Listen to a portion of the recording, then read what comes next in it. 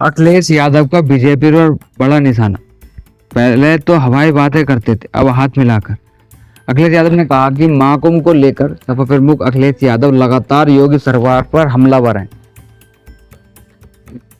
रविवार को अखिलेश यादव ने महाकुंभ में सीएम योगी के हवाई सर्वे को लेकर निशाना साधा। उन्होंने सोशल मीडिया एक्स पर पोस्ट किया। उन्होंने कहा कि पहले हवाई बातें की, अब हाथ मिलाकर हिलाकर हवाई सर्वे कर रहे हैं। ऐसा लग रहा है कि जैसे कि किसी से हवा में हाथ हिलाने का मुकाबला चल रहा। सवाल यह है कि हवा में कौन है जिससे अभिवादन का आदान प्रदान हो रहा। महाकुंभ में आज सेना का उतारना ही पड़ा है। अगर ये फैसला पहले ही ले लिया जाता तो सैकड़ों लोगों की जान बच जाती। समझ नहीं आता कि किसी का दम्भ इतना भी बड़ा हो सकता है कि लोगों की जान पर आ जाए, लेकिन उनके अहंकार का सियासन टस से मस नहीं होता। इससे पहले अखिलेश कानपुर में पहुंचे। यहाँ सपा विधायक सतीश निगम की बेटी की शादी में शामिल होने आए।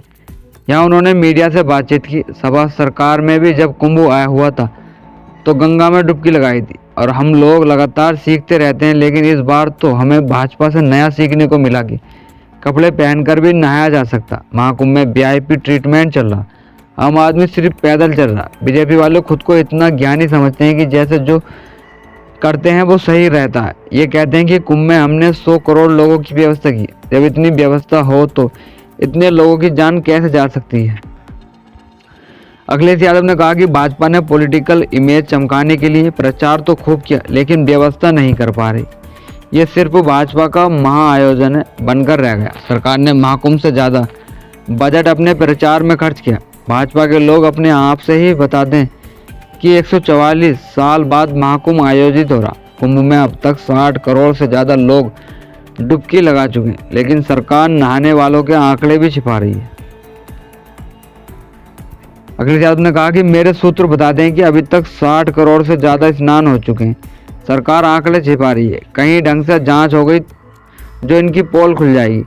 सरकार की कमी ये भी है कि इनको किसी ने सलाह दे दी तो ये पुलिस को आगे कर उस पर एफआईआर करा देते हैं। सरकार ने कागजों में खूब बजट बढ़ाया, लेकिन हकीकत यह है कि बजट खर्च भी नहीं कर पा रहे। समाजवादी पार्टी के लोग गंगा में हमेशा से स्नान करते रहे, लेकिन कभी प्रचार नहीं किया। खुद को डबल इंजन की सरकार कहते हैं, लेकिन डबल ब्लंडर कर रही। सिर्फ वीआईपी के लिए व्यवस्था की, लेकिन आम लोगों के लिए कुंभ में कोई व्यवस्था नहीं है।